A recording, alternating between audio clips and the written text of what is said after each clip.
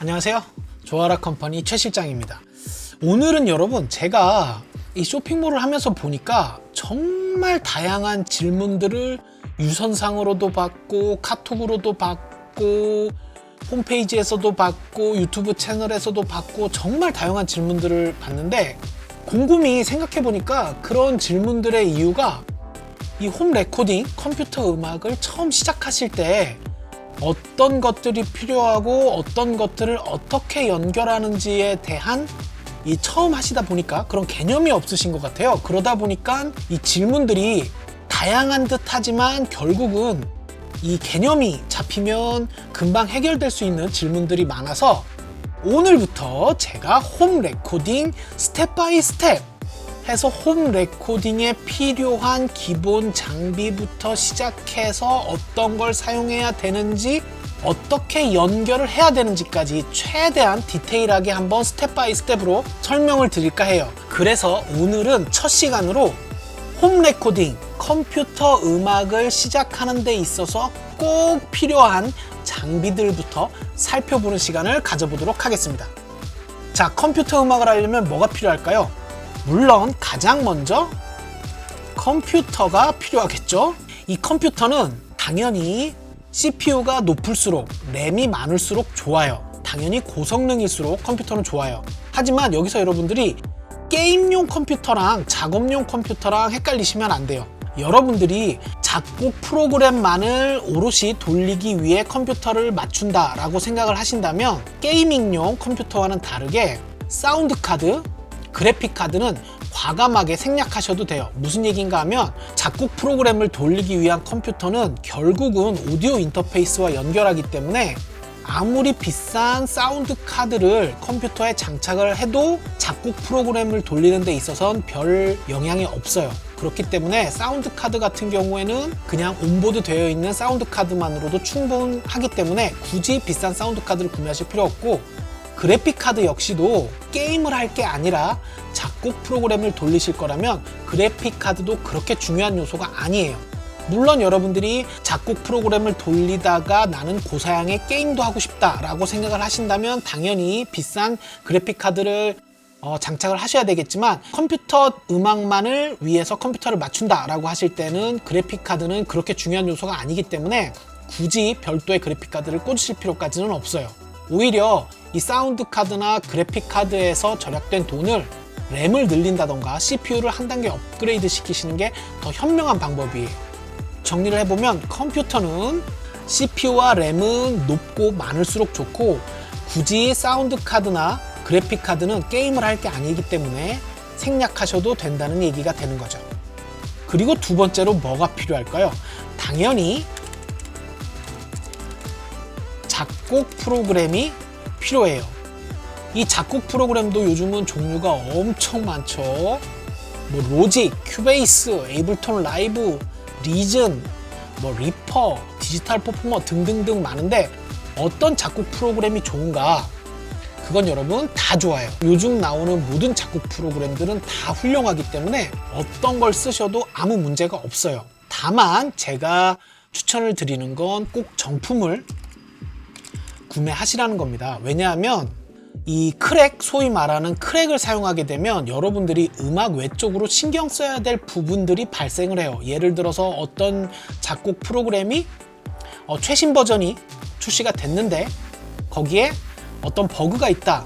그러면 그 정품을 사용하는 사람들은 버그 패치가 되어 있는 버전을 금방금방 다운받아서 쓸 수 있지만, 크랙을 쓰시는 분들은 그 패치가 되어 있는 버전이 또 크랙이 될 때까지 기다렸다가 또 그 해당 크랙을 찾아서 또 컴퓨터에 깔고 그러다 보면 바이러스 걸리고 뭐 이런 상황들이 종종 발생을 해요. 어떻게 그렇게 잘하냐? 저도 어렸을 때는 크랙을 썼기 때문에 알죠. 그런데 생각해보면 여러분, 정품을 쓰면 그런 고민들도 없어질 뿐만 아니라 심리적으로도 돈이 아까워서 그 프로그램들을 아주 디테일하게 사용하기 시작해요. 그러다 보면 어느 순간 테크닉적으로 실력이 쑥쑥 늘어나게 돼요. 그래서 될 수 있으면 정품을 쓰시라고 추천을 드리는데, 민증이 안 나오신 분들한테까지 정품을 쓰시라고 막 추천은 강하게는 못 드리겠는데 민증 나오신 분들은 될 수 있으면 정품 써라, 이렇게 저는 조언 드리고 싶어요. 자, 그러면 세 번째로 필요한 게 뭔가요? 오디오 인터페이스. 바로 이 오디오 인터페이스입니다. 컴퓨터와 컴퓨터 안에 깔려있는 작곡 프로그램이 원활하게 돌아갈 수 있도록 도와주는 장치예요. 이런 게 오디오 인터페이스죠. 먼저 오디오 인터페이스를 구매하실 때 어떤 기능들이 해당 오디오 인터페이스에 들어있는지 필수로 체크해야 되는 내용들을 살펴보면 이거는 거의 대부분 있긴 하지만 그래도 혹시 모르니까 아시오 드라이버를 지원하는지 확인을 하셔야 되고요. 두 번째로 48V 팬텀 파워를 지원하는지 확인하셔야 돼요. 그리고 세 번째로 이 오디오 인터페이스 뒷면을 보시면 스피커와 연결하는 이 단자가 있는데, 아웃풋 단자가 있는데, 그 아웃풋 단자가 XLR이나 TRS로 되어 있는지를 확인하시는 게 좋아요. 왜냐면 이런 일반적인 모니터 스피커들의 이 연결 단자는 거의 대부분 XLR이나 TRS로 되어 있어요.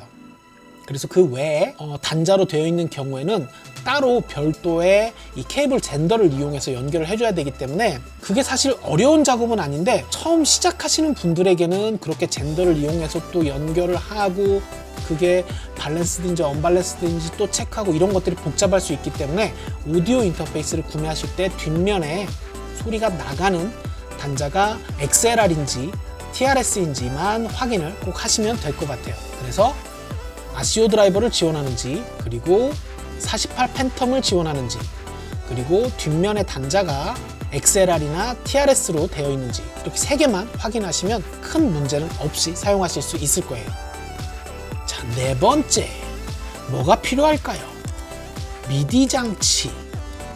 바로 이 미디 장치가 필요하죠. 미디 장치라는 건 요런 거, 그리고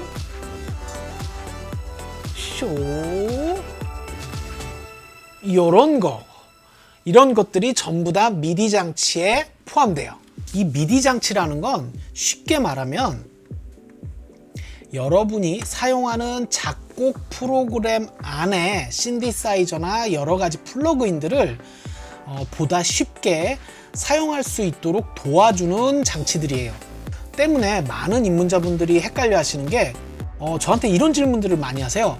이 오디오 인터페이스랑 이 미디 건반이랑 둘이 호환이 잘 되나요? 둘이 궁합이 잘 맞나요? 이런 질문들을 많이 하시는데, 오디오 인터페이스와 미디 장치와는 엄밀히 아무 관계가 없어요. 오디오 인터페이스는 작곡 프로그램의 오디오 파트, 그러니까 여러분들이 목소리를 녹음한다던가 통기타를 녹음한다던가 혹은 샘플을 불러와서 소리를 낸다던가 이런 오디오와 관련된 장치인 거고, 이 미디 장치는 작곡 프로그램들 안에 소프트웨어들을 내가 연주하거나 컨트롤할 때 사용하는 장치예요.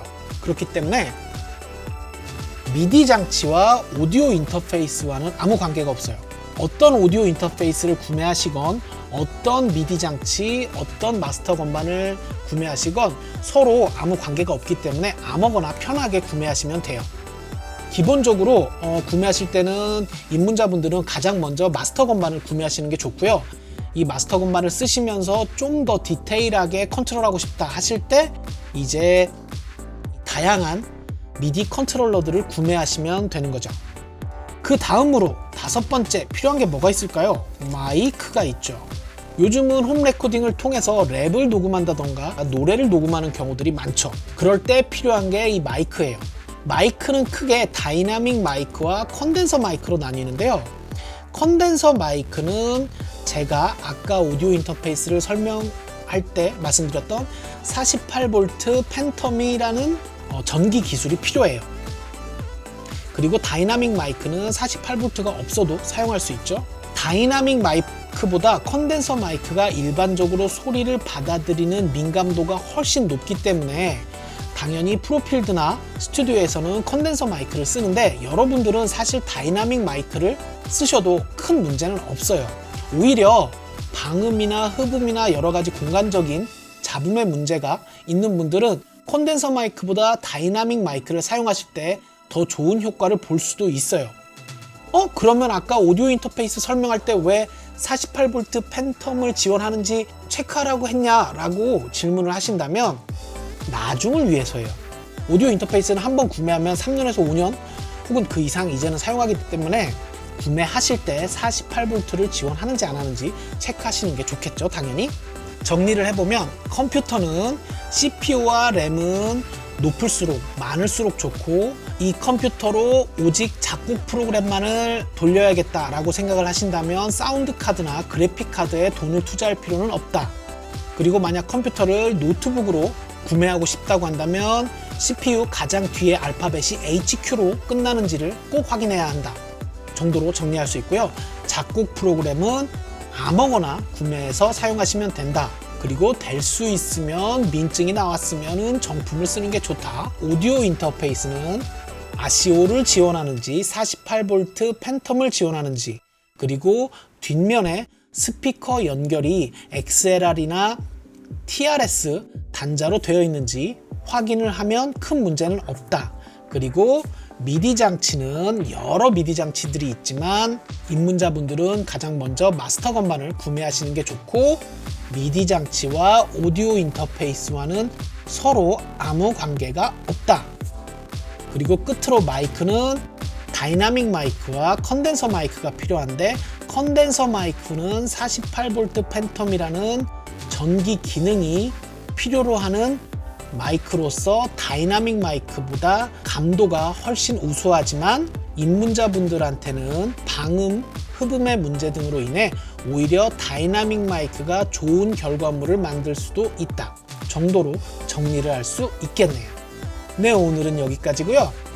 다음 시간에는 오디오 인터페이스를 컴퓨터에 연결하는 방법을 구체적으로 한번 알아보자고요. 구독과 좋아요 부탁드리고요. 여러분 다음 시간에 만나요. 안녕.